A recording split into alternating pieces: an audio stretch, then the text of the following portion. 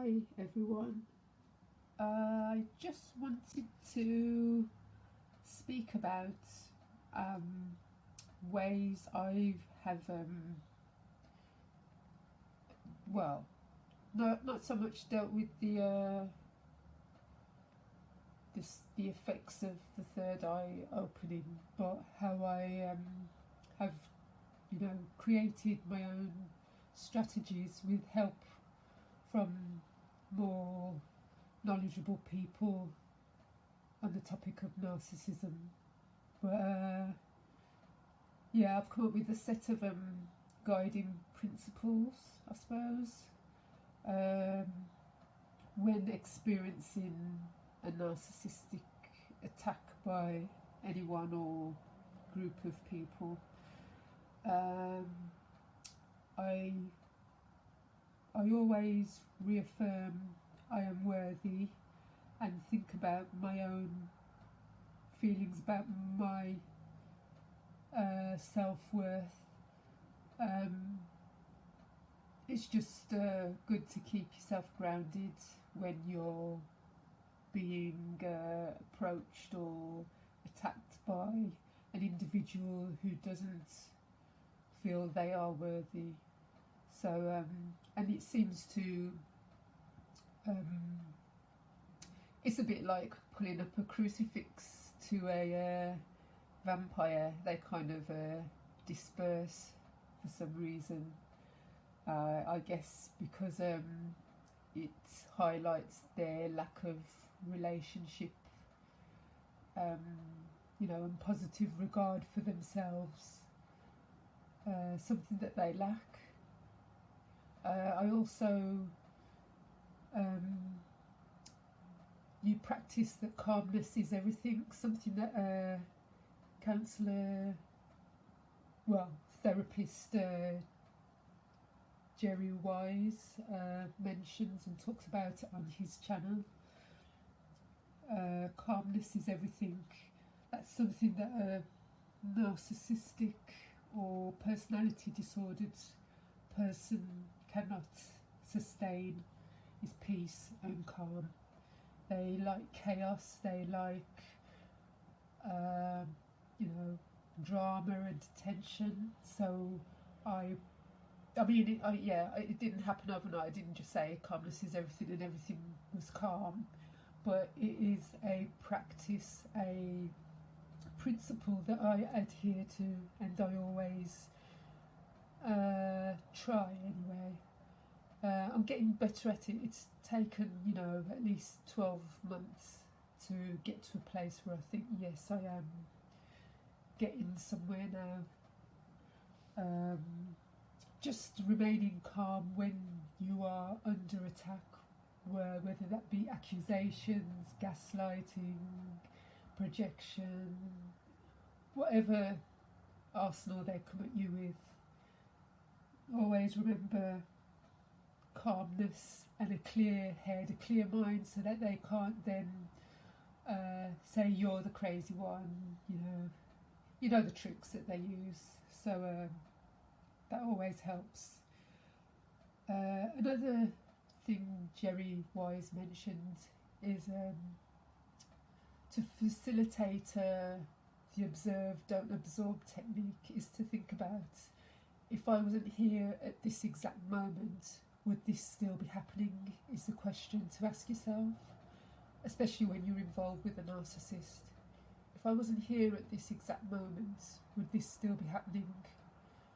Is this a pattern of their behaviour, or are you, getting too involved in the situation? Do you need to take a step back and observe and absorb? So that's another technique.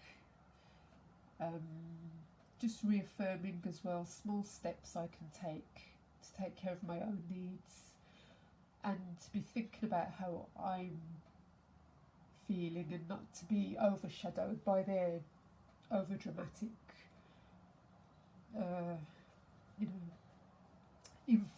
infantile behaviour, such as emotional outbursts, their manipulations, it's kind of like dealing with a child. You have to just give them time out and focus on your own needs and take care of yourself.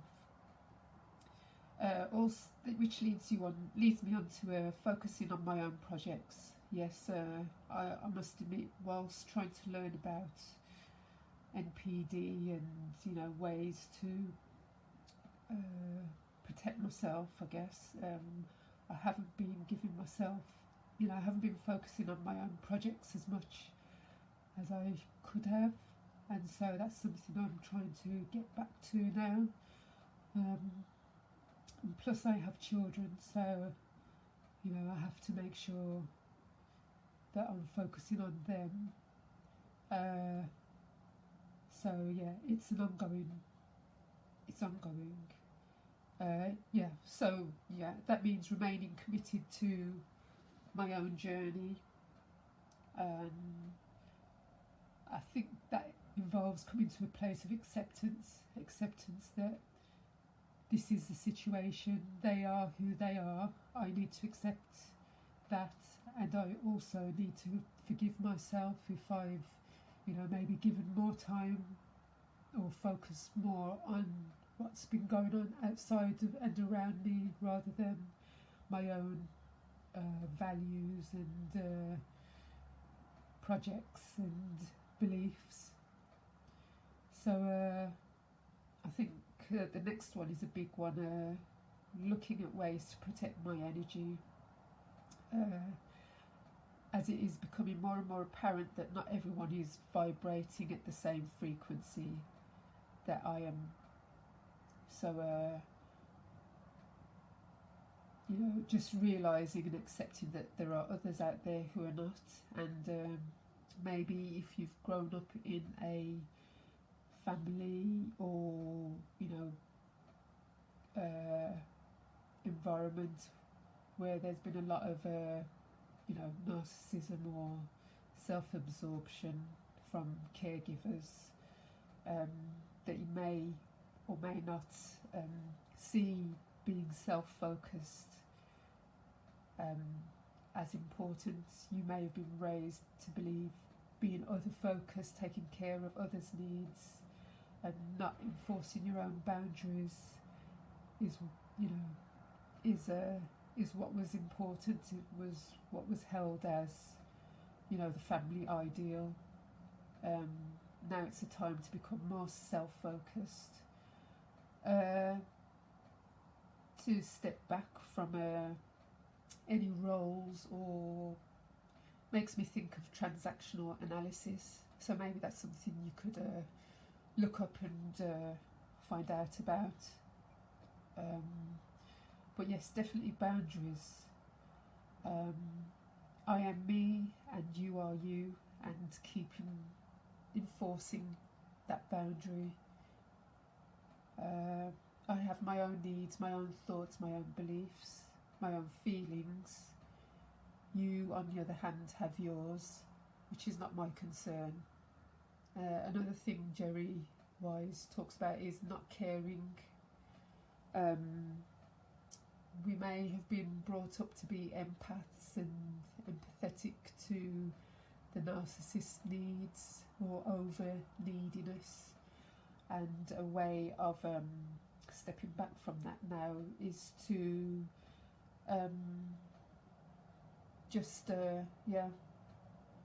be self-differentiated, think as an I and not as a we. It's not about us, it's about me, and to come back to a place where that is the priority. Which brings me back to transactional analysis and roles that we've been given within our family that we play. Some may be the scapegoat, one may be the victim, one may be the persecutor within the family dynamic, and it's transactional analysis basically allows you to see what role you're playing and ways that you can step out of that role. It may not just be with family, it may be modelled within friendships, even relationships. So, but self-differentiation is definitely key. So yeah, just staying focused on your own projects, what interests you, your own thoughts, feelings and behaviours. Let others be responsible for their own feelings and behaviour. You don't take that on, even if they are projecting onto you, even if they are trying to blame you or hold you accountable. You're only accountable for yourself. You're an adult, they're an adult. They take care of themselves, basically. You may have taken on the role of parent if you've grown up in a narcissistic home, but now it's about just being more self-aware, realising that you're in charge of your life, and they have no say in it. No longer being the caretaker or the fixer for others, especially when they're adults as well, and just coming to a place of self-love, self-acceptance, forgiveness, and just keep working on those, repeat, cycle and repeat the cycle. Just keep doing those things over and over again until you get to a more self-loving, self-accepting place, until it's second nature, I suppose, and you're not having to work on these as issues, and it just becomes your guiding principles throughout your life. So it also as well encourages maturity, your healing and growing yourself into the person that you want to be, and not who you've been expected to be. So therefore becoming more self-differentiated, and hopefully a happier, more peaceful you. So I'll leave it there. I hope this has been some help, and I'll speak more about the third eye issues in another video. So thank you for listening. Please like, please subscribe, and I'll speak to you again.